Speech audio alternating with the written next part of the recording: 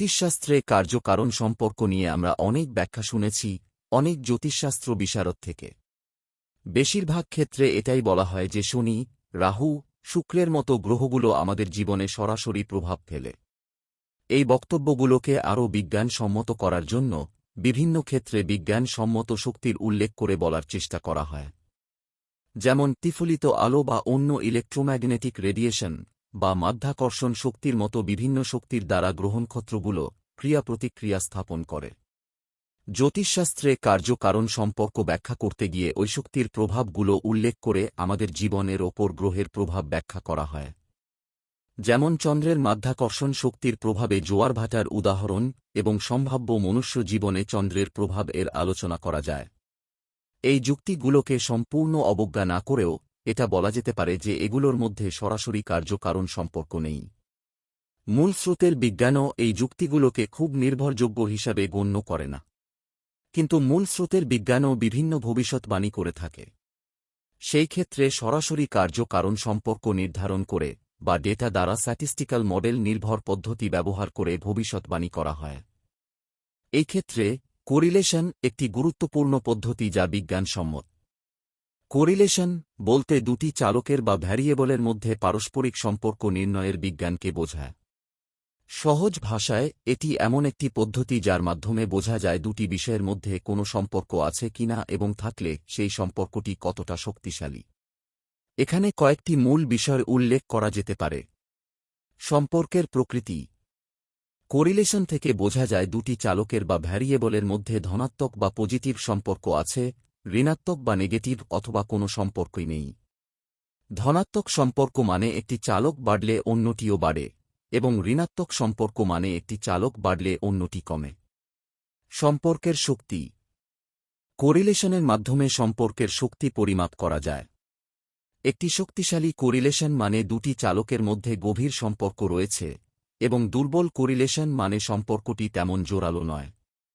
অপরদিকে কোরিলেশন মানেই কজেশন নয়, অর্থাৎ দুটি চালকের মধ্যে সম্পর্ক থাকলেই একটি অন্যটির কারণ এমনটা নাও হতে পারে।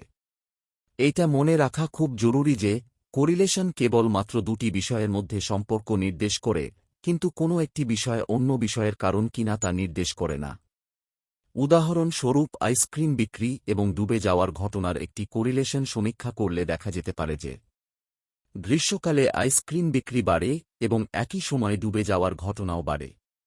এর মানে এই নয় যে আইসক্রিম খাওয়ার কারণে মানুষ ডুবে যাচ্ছে। এখানে তৃতীয় একটি কারণ রয়েছে, তা হল গরম আবহাওয়া। গরমের কারণে মানুষ বেশি আইসক্রিম খায় এবং বেশি সাঁতার কাটতে যায়, যার ফলে ডুবে যাওয়ার ঘটনাও বেড়ে যায়। এই ক্ষেত্রে আইসক্রিম বিক্রি এবং ডুবে যাওয়ার ঘটনার মধ্যে কোরিলেশন থাকলেও একটি অন্যটির কারণ নয়। এই ধারণাটি বোঝা খুবই গুরুত্বপূর্ণ, কারণ অনেক সময় আমরা কোরিলেশনকে কজেশন মনে করে ভুল সিদ্ধান্ত নিতে পারি। বিশেষ করে ডেটা বিশ্লেষণ করার সময় এই বিষয়টি মাথায় রাখা একান্ত প্রয়োজন। কোরিলেশন সায়েন্স বিভিন্ন ক্ষেত্রে ব্যবহৃত হয়, যেমন পরিসংখ্যান, অর্থনীতি, সমাজবিজ্ঞান, চিকিৎসা বিজ্ঞান এবং ডেটা সায়েন্স।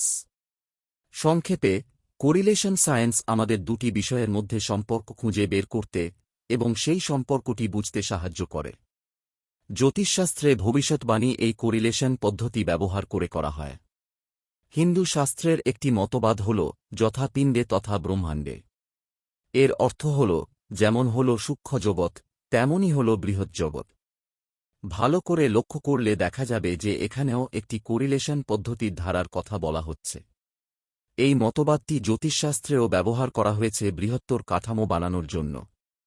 পুরাতনকালে ঋষিরা জ্যোতির্বিজ্ঞান বা অ্যাস্ট্রোনমি এবং মনুষ্য জীবনের ঘটনাসমূহের ডেটা বা পরিসংখ্যান সংগ্রহ করে এবং তা এই কোরিলেশন পদ্ধতির মাধ্যমে ব্যবহার করে ভবিষ্যৎবাণী করতেন। ভারতীয় বা বৈদিক জ্যোতিষশাস্ত্রে দ্বাদশ ভাব, 9টি গ্রহ এবং 27টি নক্ষত্র প্রাথমিকভাবে পর্যবেক্ষণ করা হয়েছে যখন মনুষ্য জীবন বা বিশ্বের ঘটনাগুলো নজরে এসেছে। ভবিষ্যতে যখনই এই ধরনের সংযোগগুলো কোনো জাতকের ক্ষেত্রে দেখা গেছে, সেই ক্ষেত্রে একই ধরনের ভবিষ্যৎবাণী সেই জাতক বা রাষ্ট্র বা বিশ্বের জন্য করা হয়েছে। উপরের কোরিলেশনের উদাহরণের ক্ষেত্রে এটি দেখা গেছে যে গরমের কারণে মানুষ বেশি আইসক্রিম খায় এবং বেশি সাঁতার কাটতে যায়, যার ফলে ডুবে যাওয়ার ঘটনাও বেড়ে যায়। এই রকম একটি কার্য-কারণ সম্পর্কে গরম আবহাওয়া নামক একটি ভ্যারিয়েবলের সাথে যোগাযোগ পাওয়া যায়।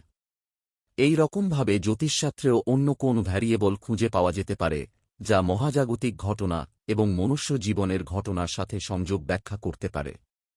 এই ধরনের জ্ঞান হয়তো আরও বৈজ্ঞানিক গবেষণা থেকে পাওয়া যেতে পারে বা হয়তো পুরাতন শাস্ত্রের পুঁথি থেকে পাওয়া যেতে পারত, যা আজ লুপ্ত বিভিন্ন কারণে।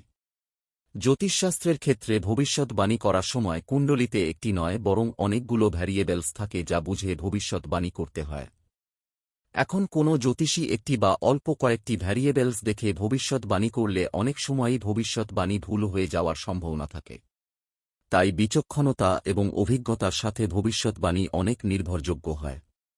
এই রকম অনেক ভ্যারিয়েবলস যুক্ত জটিলতার জন্য সব সময় সব দিক দেখা সম্ভব হয় না ভবিষ্যৎবাণী করার সময়। এই সমস্যাটি সমাধান হয় জ্যোতিষীর আধ্যাত্মিক শক্তি নির্ভর অনুমান বা ইনটুইশন দ্বারা। তাই জ্যোতিষশাস্ত্রের একটি বিজ্ঞানসম্মত অভিমুখ থাকলেও একটি আধ্যাত্মিক অভিমুখ অবশ্যই প্রয়োজন। তাই উপসংহারে এটা বলা যেতে পারে যে জ্যোতিষশাস্ত্র পদ্ধতিগতভাবে সায়েন্স বা বিজ্ঞান এবং আর্টস বা কলা বিষয়ের মিশ্রণ। আবার বৃহত্তর দর্শন এবং প্রয়োগের দিক থেকে যেইভাবে অর্থ বা প্রভাব নির্ধারণ করা হয়, তাতে এটি আর্টস বা কলা বিষয়ের সাথে বেশি সামঞ্জস্যপূর্ণ। নমস্কার।